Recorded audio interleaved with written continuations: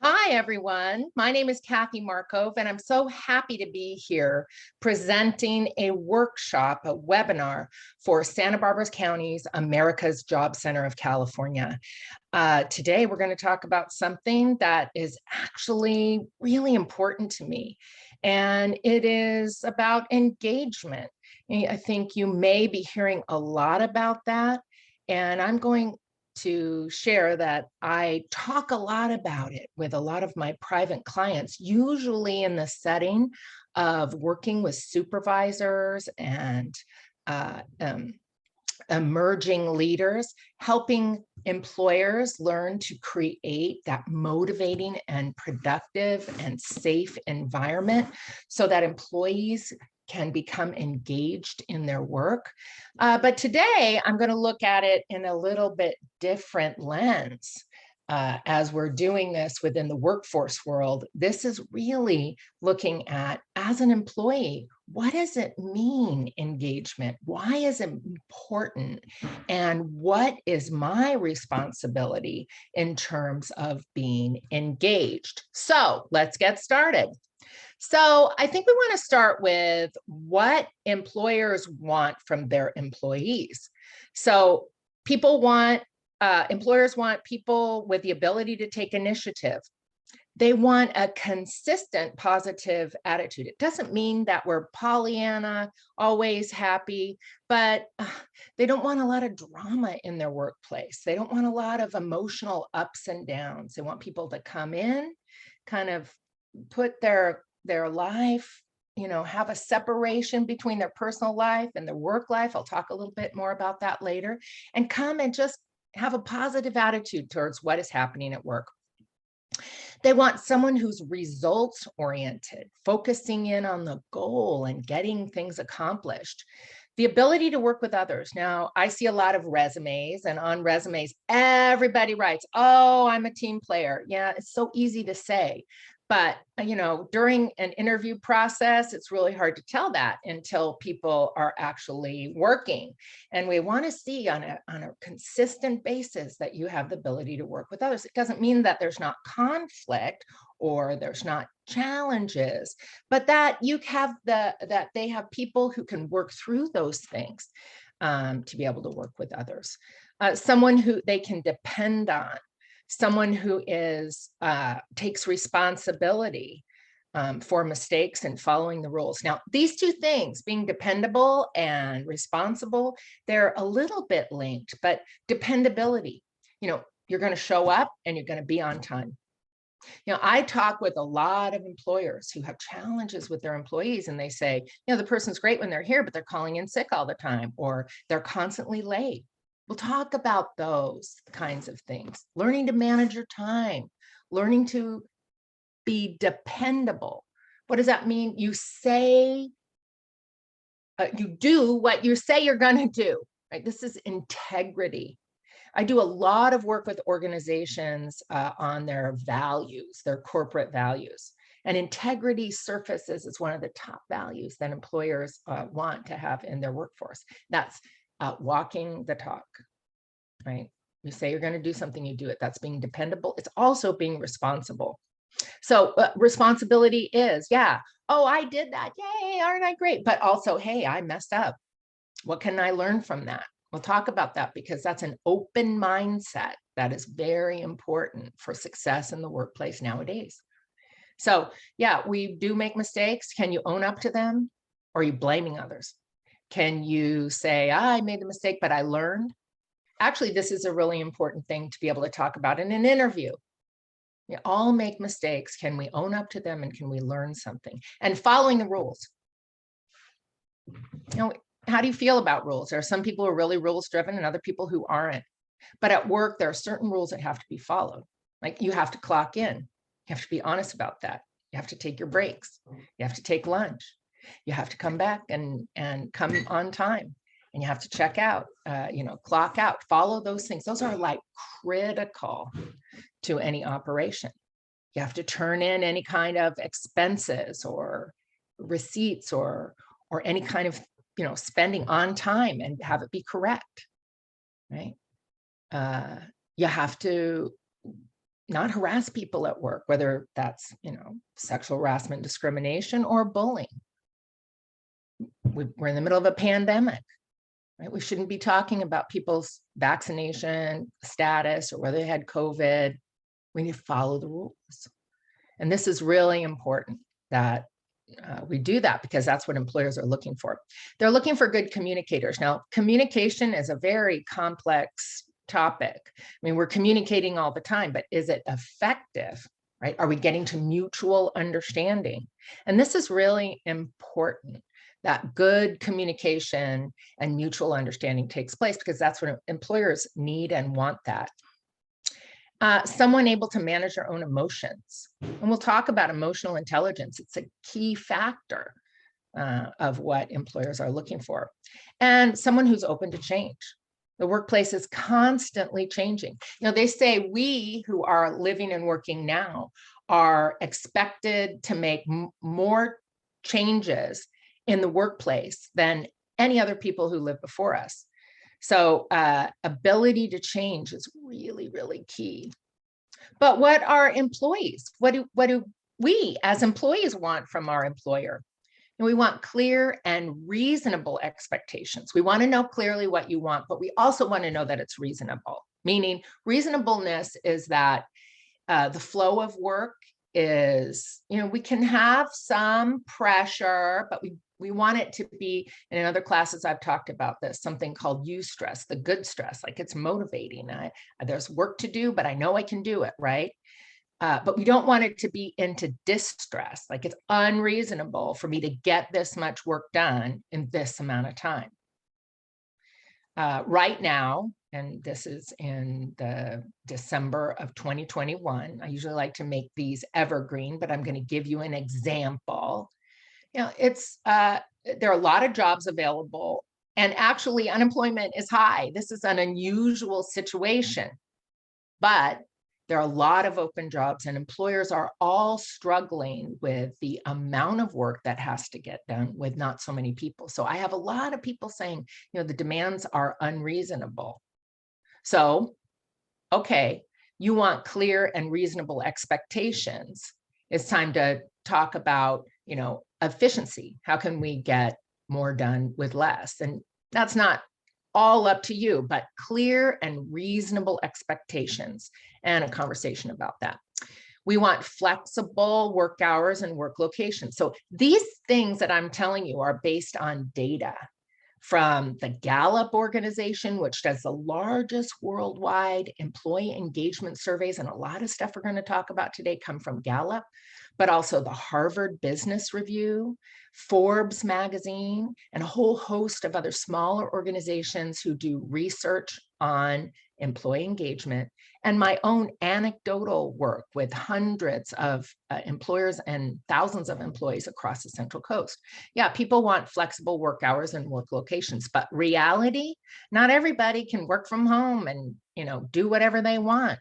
Not everybody can have unlimited vacation and those kind of things. We hear about these things up in fancy, big employers up in the Bay Area, these very wealthy, the Googles and Amazons of the world, that kind of thing. But in reality, there are jobs that we have to show up for. There are jobs that cannot be flexible. There are organizations, for example, nonprofits that have grant funding where you have to have a physical body and a location in order to meet the requirements of the grant. So we may want this, but it may not be always possible. We need the resources to do our job, right? We need a computer that functions, that isn't holding us back from getting our things done. We need a workspace that's effective and ergonomically correct. If we're manufacturing things, we need enough stuff to make it happen. Sometimes we need money to make the job work, not cash in our pocket, but some access to funding to do it. These are ways that performance can fail. We need the ability to develop my talent into a professional skill. People want professional development, and this has been a growing trend in workforce the workforce over the last 10, 15 years. The younger generation at this point, and we have 5 generations in the workforce at the moment. And the younger generations, the millennial and the Gen Z, they really value employee development. So you want to take your talent, your natural abilities, and develop them into valuable professional skills that could be used for that organization, either in the current job or promotion, or within the industry for people to move and progress in their career. I love that because it really is important that we all have that sort of perspective. People want recognition for the work that they do. That, you know, not only money or awards, but they want just someone to say on a regular basis, at least once a week, hey, you did that well. I like that. Keep doing that. Be careful, or excuse me, be cared about as a whole person. So I told you earlier that employers kind of want to separate the personal life from the professional life. That's the ideal. But look, there's a little bit of a disconnect because particularly the Gallup research says that employees want someone who cares about them at work, cares about them as a whole person. So it has to be a balance. And we'll talk about that too. It's not intended that work should meet all of your needs for happiness and fulfillment in life. You have a responsibility in that too. But we want to know that actually I'm cared about as a person at work. People care about me. To have my opinion count. I'm doing this work. I probably know more about that than my boss and my boss's boss and the owner of the place. So to be listened to. I think people don't always have to be right, or their opinion has to, or their idea of what needs to happen has to be the one that actually does happen. But people want to know that their opinion counted towards something. They were listened to feel that the job's important. And guess what? You know, I think employees kind of see through a phony kind of really important cause. But to feel that within the organization, there's a connection to the mission, vision, values of the organization, and the role that you play is important. Even if that role is, you know, cleaning the tables at the restaurant. That's an important, very important role to play. And so people want to feel that what they're doing is important. To be part of a diverse team that values quality work. People don't want to be part of a team where nobody cares. People want to be where people care about the work that they do, no matter what it is. So these things are not necessarily a disconnect, but there are some important differences.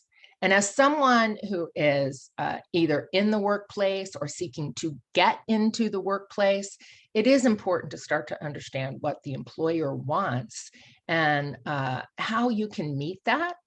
And I'll say this too, like, if you want to meet that, because you have choice, you have a lot of influence on this, and we're going to talk about that.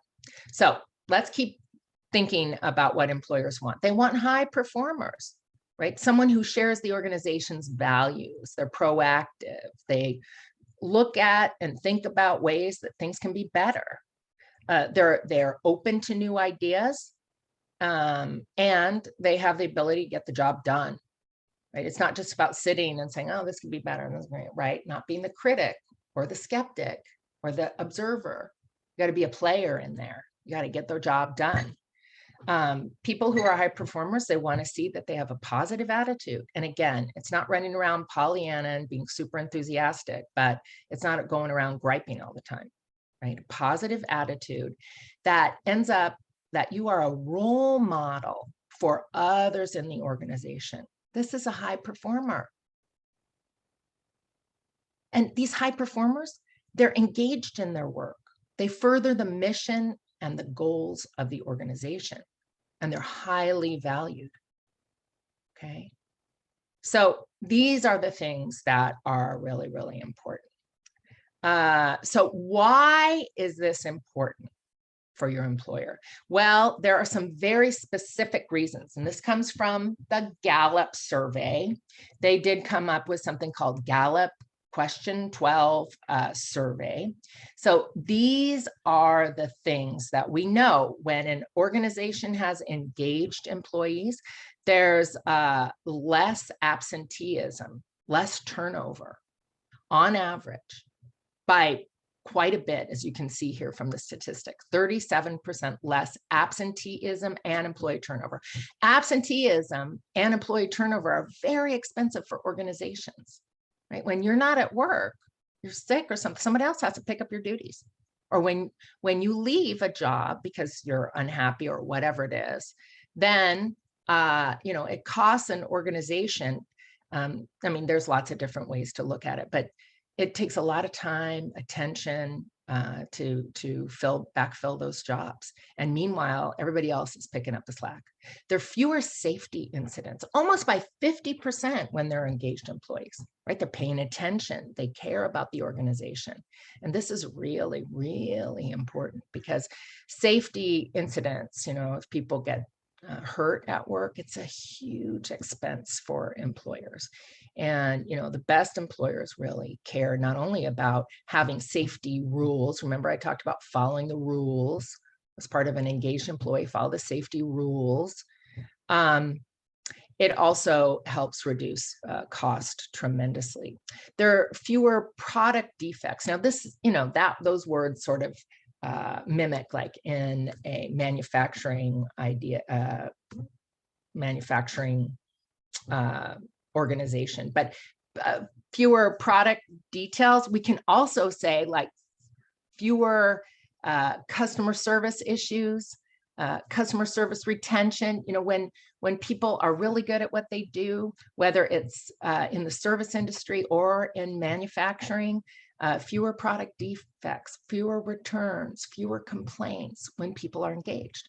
There's higher productivity, and ultimately that means higher profitability for organizations. So having engaged employees is really important. And I will tell you, in my work with employers, I get asked to talk about this and to help teach leaders in organizations what it takes to create that motivating environment for people to, frankly, choose to be engaged at work. It's really, really important because this is another thing we know from the Gallup organization. And of course, this is a certain way of looking at engagement, about same boat, different engagement, that the Gordon Seed Gold Leaders Academy took the Gallup data and put it together in a way that I think is very easy to understand. So engaged employees, they're loyal, they're committed, they have high productivity, and they have better retention.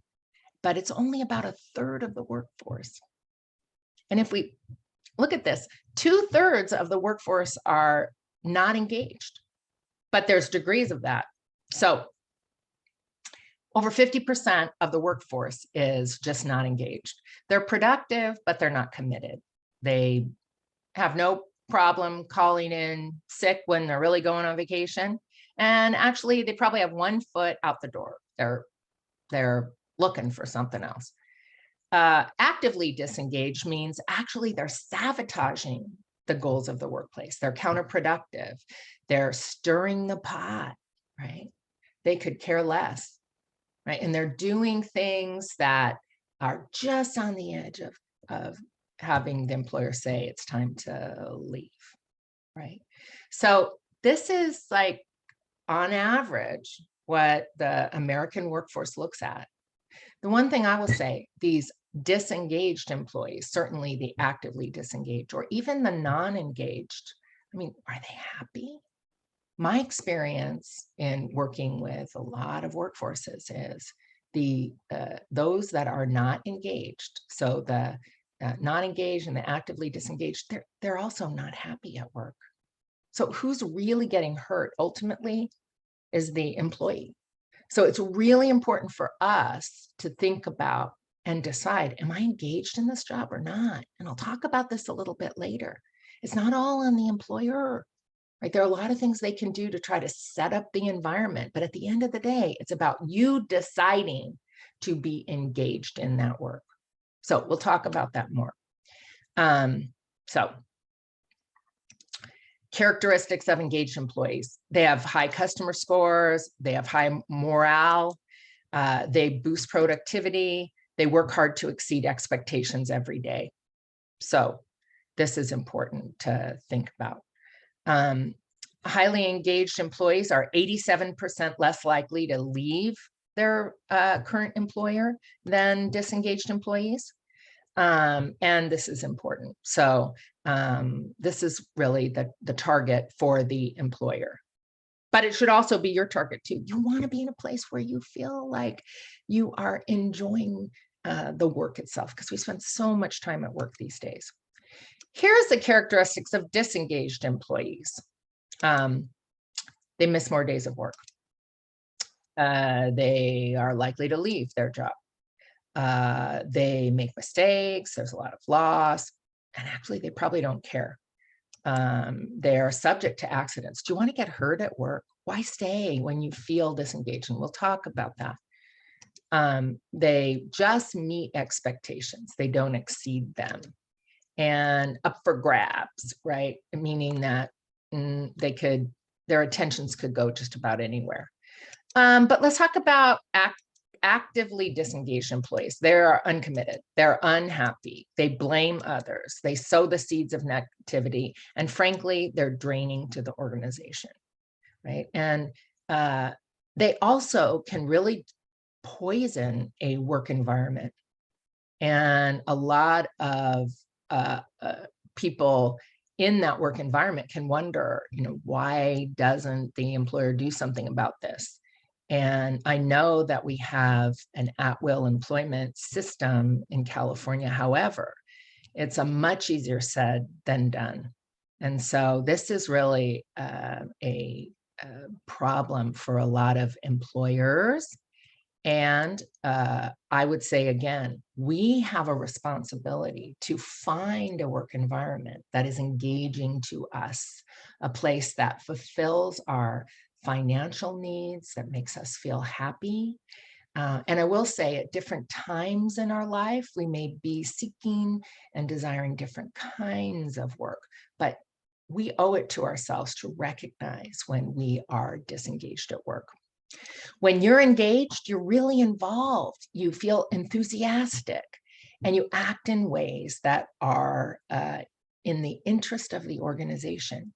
When you're engaged, it feels really good, right? What do they say? They say that a mark of success is that you would do the work you're doing without being paid. And I've been lucky enough in my career to feel that way. Right now, I feel that way. I love what I get to do. But I've also been disengaged and burned out at work, and I made a change. And so we're going to talk about this a little bit too. So I think kind of where I'm going. It's not just about the employer and what they do. It actually has to do with us too. Being engaged, being happy, being motivated, that is the ideal employee. So we need to kind of look at this a little bit. Here's a quote I really love. It's by Mother Teresa. She said, "The miracle is not that we do this work, but that we're happy to do it." Do you know what her work was? It says here, she was from Albania, but she went to Calcutta in, I don't know, the 50s, the 60s, and started a center there for people with leprosy. Now, leprosy isn't something we see here in the United States, although people still get it. But in India at this time, there were many, many people with leprosy. In leprosy, your parts of your body fall off, your fingers, the tips of your nose. I mean, it's like a dying process of your body, and it's contagious. So it's something that frightens people. There are ways to interact and treat and care for people with leprosy, but it's a challenge. I mean, you need to concentrate on your hygiene. And in India, a lot of people at this time with leprosy, there wasn't anyone to care for them. And so she opened the center to take care of people with leprosy. And she was doing really miracles. I mean, that's why she has been granted sainthood, in that she was caring for these people that no one else cared about. And she had hundreds and hundreds of people who wanted to come and help her do the work. So this work was not good. Caring for people who were quite sick, who could be potentially contagious, who were disfigured, and she had a following of people who wanted to do this work, and they were happy to do it. So my point in this is, I think in our consumer society, materialistic society, we think we need to be all, famous and rich. These people who work with Mother Teresa, most of them were volunteers. They didn't get paid at all, but they were happy to do it. And so we need to kind of put in perspective, what work do we love to do? What are we good at? What opportunities present themselves for us? And you have more opportunities than you think. So if you expect that you want to be happy in your work and your life, that you want to be engaged, that you want to have that sense of motivation, you have a responsibility. And so this is what we're going to talk about. It's up to you. Now, I know that the number one reason that people leave their jobs is because of a bad supervisor. And guess what? Yeah, it's true. I'll never say that people just need to, stay in a job that they're not treated right. I've left jobs where I wasn't treated right. You need to have enough self-confidence and feel like you can move on. Sometimes it is time to move on. It's your life, it's your career. You need to take responsibility for it and find a place where you can grow and develop and unfold. So how do we do this? Because sometimes we do get stuck.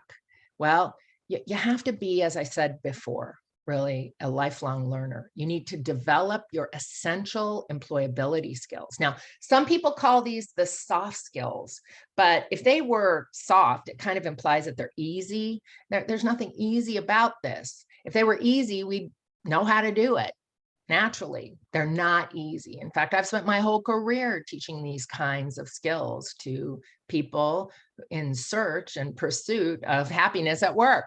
So learning to communicate effectively, that's not easy. Finding self-motivation. No one can motivate you. It's a choice. We'll talk more about that. Leadership. Leadership isn't just about a title or a chain of command.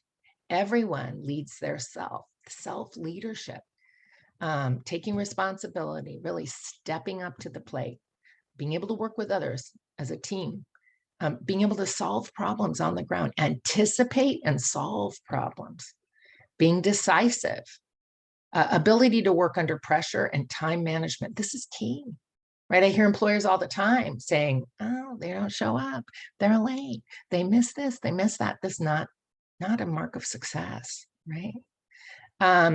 Being able to be flexible. Now, I'm not saying demanding flexible work hours. I mean, we know that people want that, but I'm saying, hey, things change in the workplace, right? We need to be flexible and being able to negotiate. And it says conflict resolution. I actually don't like that. I like the word management, being able to manage conflict, right? A lot of this has to do with how you relate to others. I love this quote. It says, you think because you understand one, you must understand two, because one and one make two, but you must also understand and. Relationships are really key at work. And your relationship with your supervisor is really, really important. Cultivate that positive working relationship. It doesn't mean that you love everything that they do or you're totally compatible in every way. I mean, I've had disagreements with bosses, but I had a good relationship that we could sit down and have an honest conversation. And at the end of the day, if the boss said, do this, well, that's what I did because I was committed and loyal. I found myself in situations where I really can't stand this boss. I don't want to build this relationship. I left, right? So when we know that employees leave because of their direct supervisor, well, if you can't develop a relationship with them, then maybe it is time to go. And that's okay. We'll talk about that in a little while. But this is part of the soft skills or the essential employability skills. Be able to develop productive working relationships with people at work.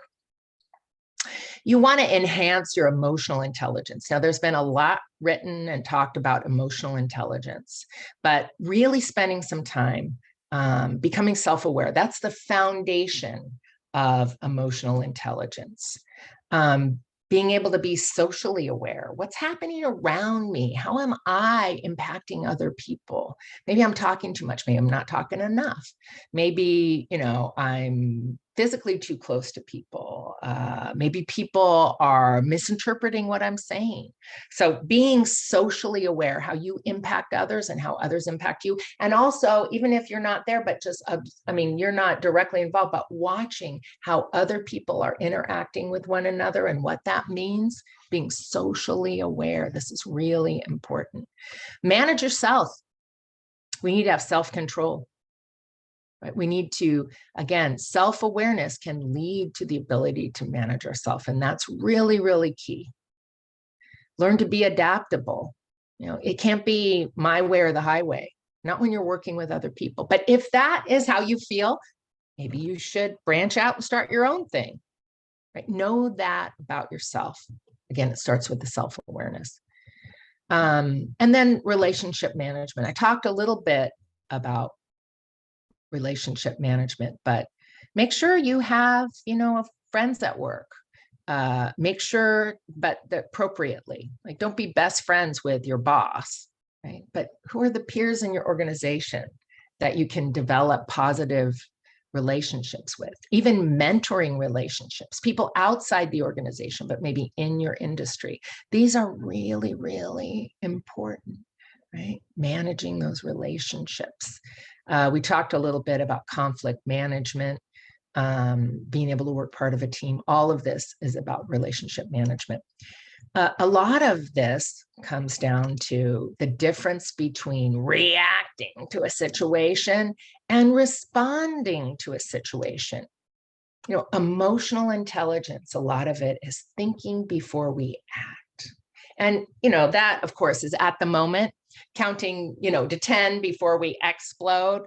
But the thinking part is really key.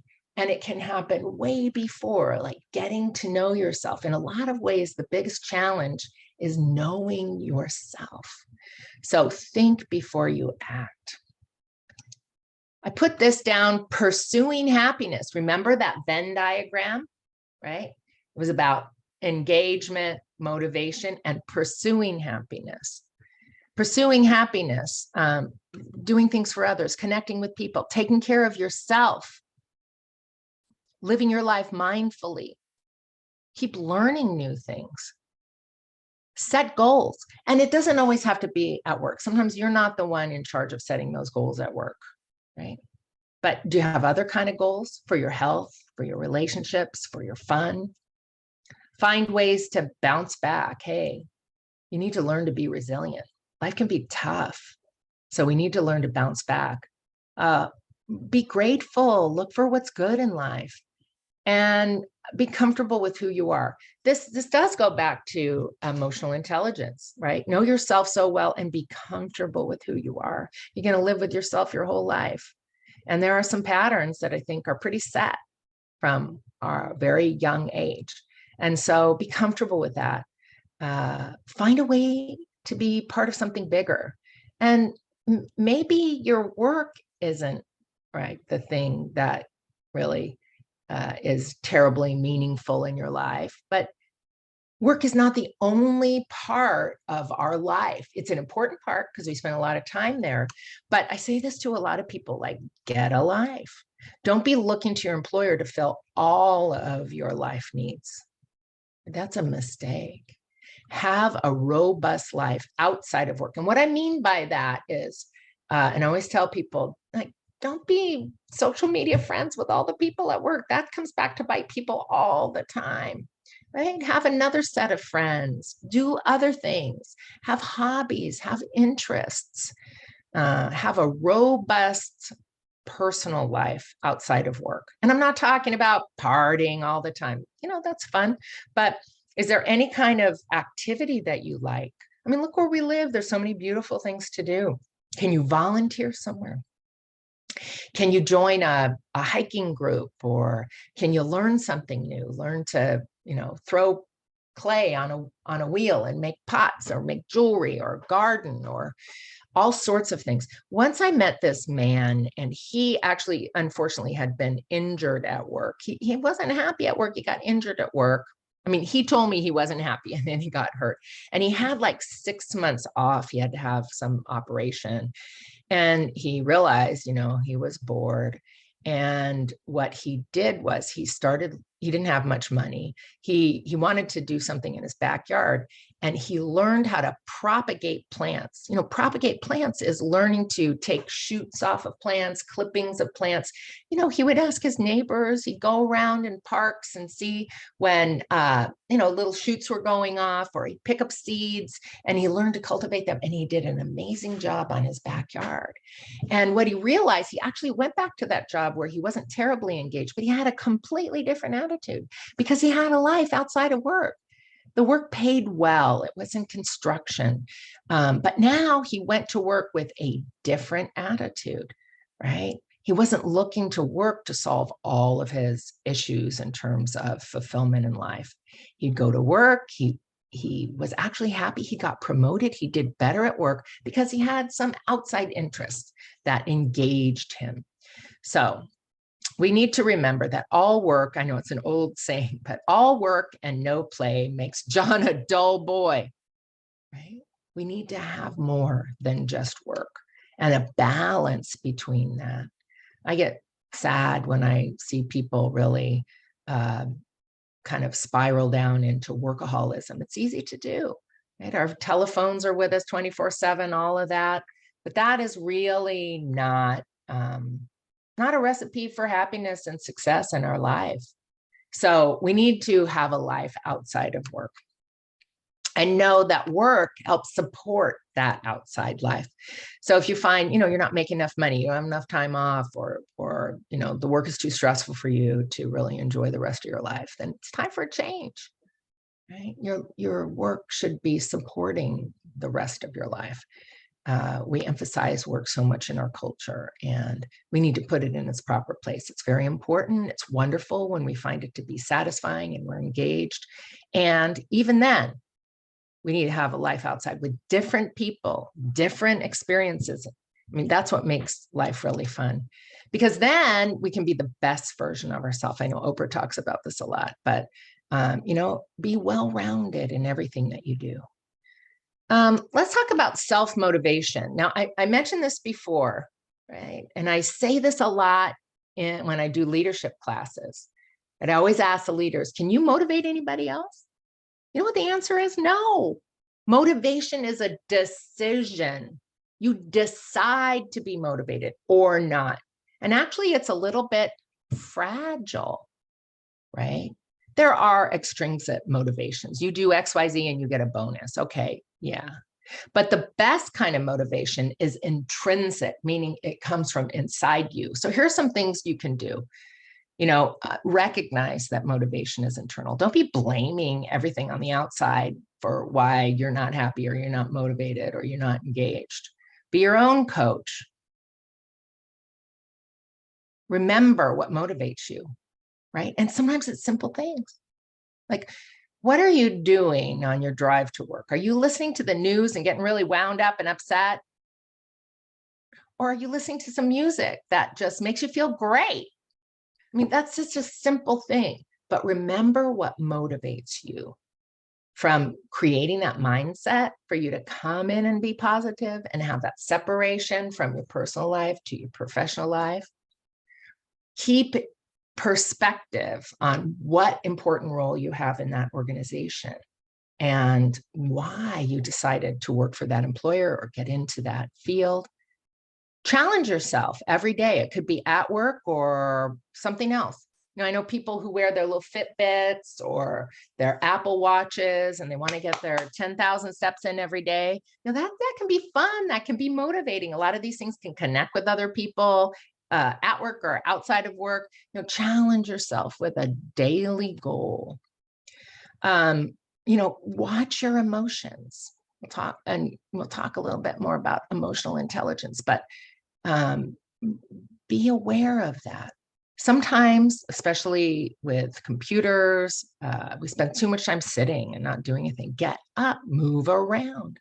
I had someone I work with who would say, have like a small water cup, and every hour get up and fill your water cup.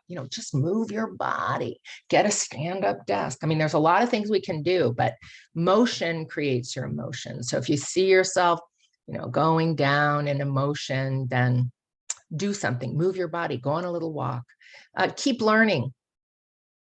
Have that open mindset. It's so key. Your employer wants it, but it's also really fun. I mean, I've had, a really wonderful 25-year career in training and development. And I love to pursue new certifications, go to classes. It's just part of who I am. And it can be wonderful. And by the way, your employer notices if you're letting them know, right? And if they don't care, maybe you're not in the right workplace, right? You want to be in a place that helps you grow, develop, and unfold, and values that. Hang out with superstars. The people you surround yourself with are really important, right? Don't be around the Debbie Downer, the person who's complaining all the time, right? The bully, or the clown or the funny person. You may have a lot of personal power, but align yourself with the people who are successful in that organization and reward yourself. Even little rewards will go a long way. So again, the best motivation is intrinsic. That means that it's inside you and it's a decision that you make to be motivated. Be so good that they can't ignore you. Steve Martin said that, but I think that's really good. So we'll talk a little bit about motivation. So kind of the tried and true kind of theorist on motivation was Maslow. And this is sort of a simplified version of Maslow. And Tony Robbins is someone that followed his work. And he says there are 6 basic human needs. So I'm the one who put this together, but it's really interesting because Maslow, the bottom of Maslow's hierarchy of needs was about existence. Basically, existence is about certainty and uncertainty, right? I know the sun is going to come up tomorrow with certainty. I mean, it really freaked me out if the sun didn't come up, right? That's existence. We need that. We want a roof over our head. We want food to eat. But if we always eat the same thing, or it's always sunny every day, we want some variety. Like, we don't want it always to be exactly the same. And these are our existence needs. Once we fulfill our existence needs to a basic level, we go up into relatedness. This is building relationships with others. And we all have a need to be part of a group where we feel love and connection. Now at work, love isn't a word we use a lot, but we want to know that we fit in, right? We're accepted for who we are. We're connected to other people. So that's about being part of a group.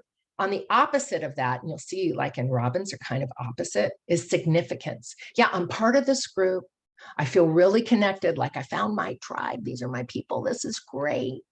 And there's something very special that I do. I have a certain role, whether it be I'm the leader of this group formally, or, I am the one who remembers everybody's birthday party and brings in cupcakes or something like that. I'm the only one who does the marketing for our organization. I'm the one who prepares all the reports, whatever. People need significance.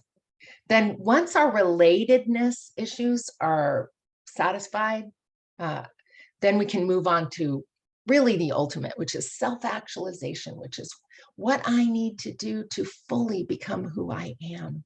Now, this is a wonderful goal, but sometimes people don't find that at work.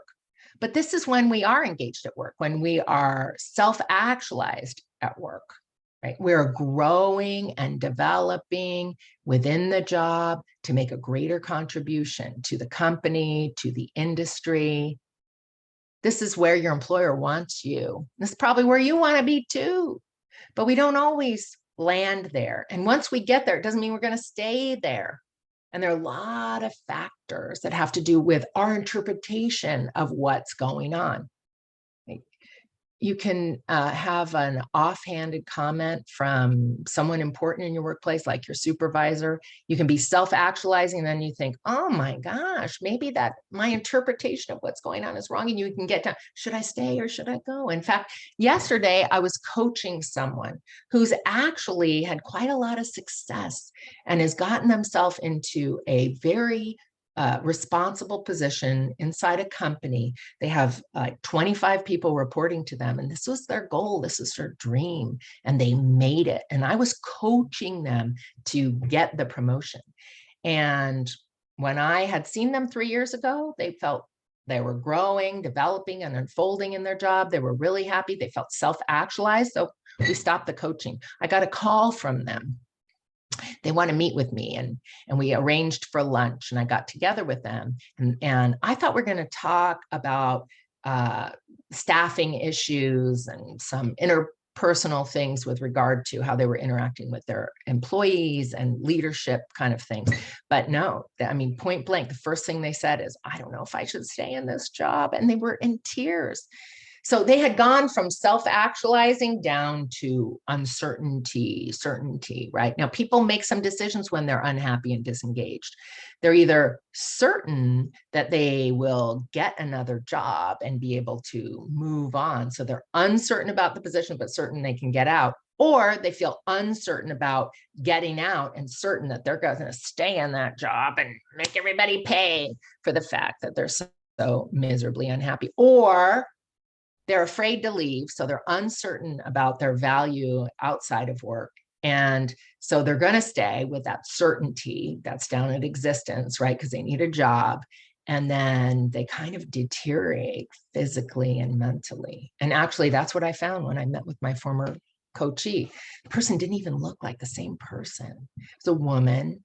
And she just looked tired. And I told her that. I said, when was the last time you took a vacation? She started crying. And I said, oh, you look tired. Not like you didn't get enough sleep last night, just like you're worn out from this, right?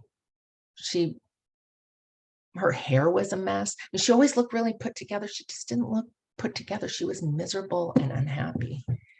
And so, we talked a lot about how to get herself back up there into self-actualization. We talked about the things that would have to change for her to stay. And we talked about the things that, her value in the workplace outside of that industry. Now, I'm an independent coach to her. So I'm not hired by her employer to talk to her about those kind of things. Now, how do you get from existence into self-actualization? Well, it's about building relatedness, building relationships. At work, she's got to find ways to talk with her boss, build a better relationship with her boss to make some of these changes that need to happen to get back up there. Or she needs to build relationships with people outside the organization in order to find a new place to give her gifts, her talents, and her skills to get self-actualized. But it's actually up to her to do that. So building relationships is the way we go from just existing to getting up there to self-actualization. You want to be that employee that your employer wants to invest in, invest time, mentorship, coaching, training, invest in your ability to, really get up there to self-actualization. And we also know there are times when we're just bored. I think boredom is a failure of imagination. So if you find yourself that you're bored in work, well, maybe it's time to start thinking about finding something else. And that's okay.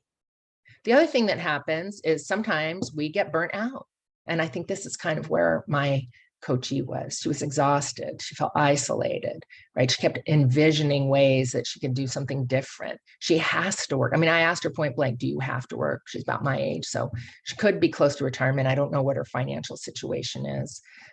She has to work, but she is thinking about starting a new business, working for someone else, right? She's irritable. She was telling me she's snapping at clients. And, she just didn't feel good. These are signs of burnout. No one can notice those the way you can. I mean, I was a mirror to her, and I asked her a lot of good questions, and all of this came out.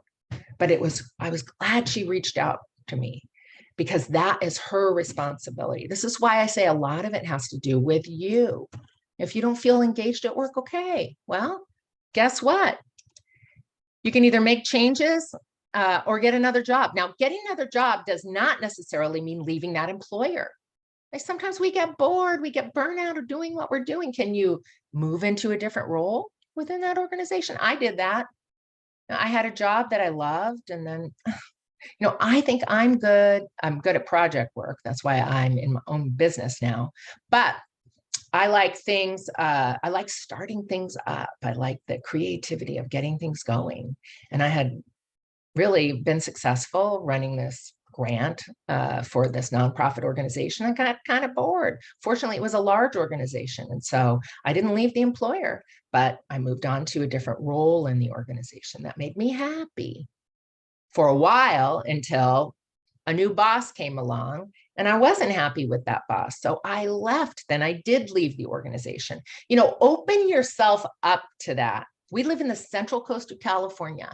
People love living here. If you get a head of household job where you can afford housing and food, I mean, it's very expensive here, right? People tend to hold on to those jobs. So I always say that our job market here in Santa Barbara, San Luis Obispo, Ventura County, here in the Central Coast, it's not very dynamic. It's kind of static. People get jobs, they stay in them for a long time. And this woman that I talked with yesterday had been at her job for over 30 years, but she felt really loyal and afraid to leave. Well, I get the afraid to leave, but she felt guilty about leaving. You've been there for 30 years, maybe it is time for a change. So here's some things that I think we can put into perspective here. The average length of workers' stay nationwide in one job is 4.6 years. I used to live and work in Washington, D.C. And what they would say is, if you're in one job for more than 3 years, there's actually something wrong with you, because there was such turnover there. And it was, maybe it was a little too much, but it was a very dynamic job market. Everybody was moving around all the time. And remember, the average person in the United States changes jobs 5 to 7 times during their life. Now, changing careers. My husband is working on his 4th career, starting his 5th, actually, as a caregiver. Me, I've always kind of been in the same profession, teaching, training, but I've been a college instructor. I've been a nonprofit executive. I've been a project manager at a nonprofit. I've been a consultant. So I've done different things. Like, I could have stuck with nonprofit leadership, but I decided to become an entrepreneur. There's another career. So be willing and open to changing. It's okay to change jobs. It's okay to change industries, and it's okay to change professions, but have realistic expectations. You might have worked your way up, and now you got to start at the bottom again. And that's a hard leap to make, but I know people who've done it, and now they're really happy, right? So in the context of this being for the Workforce Development Board, one thing that's really important is to keep ourselves relevant with our skills. So be a lifelong learner, and to always be ready to have your resume and cover letter ready at any time. You don't know what opportunities we can, even if you're happy and engaged, this great new opportunity, you might be recruited to go somewhere else. And that's great. So we got to remember that most average people, they do change jobs, they do change careers. But here are the things that people actually get nervous about. The hard work is updating your resume and cover letter. So, keep records of that. Updating your resume shouldn't be that bad if you have already put it together. And if you're listening to this, you may be a job seeker. So make sure you know where past versions of your resume are, so it's easy to update. I get called as a consultant for my resume all the time, and I do update a lot, but it's not a big deal because I've got records of it and it's easy. Be a good interviewer. The America's Job Center is there to help you do this, but we need to take the fear out of that. Giving your notice is easy. Leaving a familiar workplace. I think that that is the challenge for the my coachee that I was working with yesterday. You know, she's in her comfort zone. Be willing to get out of your comfort zone. This is really important because Martin Luther King said something really interesting, I think, about work. If a man is called to be a street sweeper, he should sweep streets as well as Michelangelo painted, or Beethoven composed music, or Shakespeare wrote poetry. He should sweep streets so well that all the hosts of heaven and earth will praise and say, here's the greatest street sweeper who does his job well. So, you know, that kind of goes back to what I was talking about before. That's what your employer wants.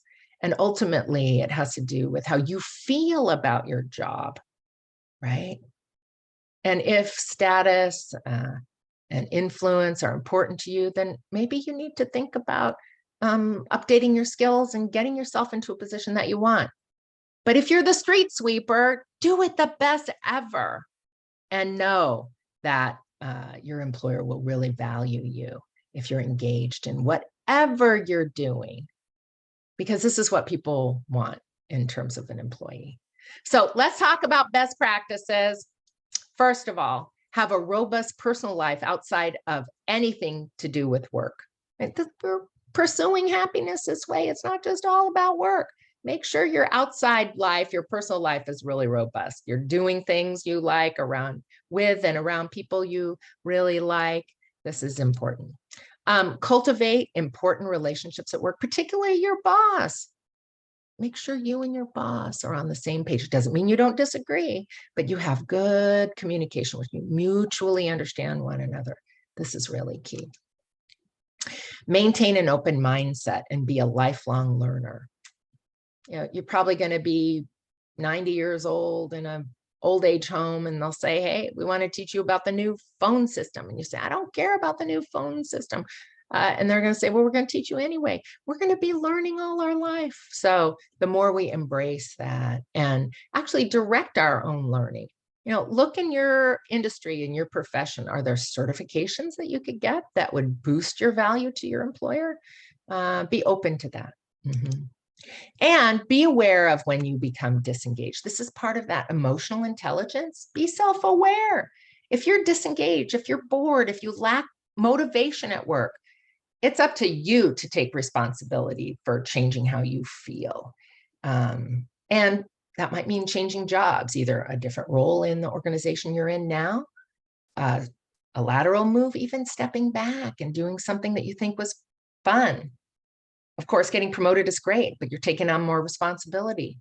Can you really buy into the mission of that organization? If not, take a leap of faith and change. Your happiness is directly reflected on how engaged you feel. And your employer wants engaged employees.